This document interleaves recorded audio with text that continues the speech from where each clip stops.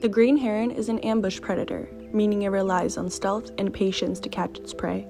This particular heron positioned itself in the reeds, keeping its body still while scanning the surrounding area. It targeted a pond hawk, a type of dragonfly that often skims low over the water, hunting for smaller insects. Dragonflies are incredibly agile, making them tough targets for most predators. But the heron is patient, and patience is key. Just watch as this bird easily swallows this huge dragonfly.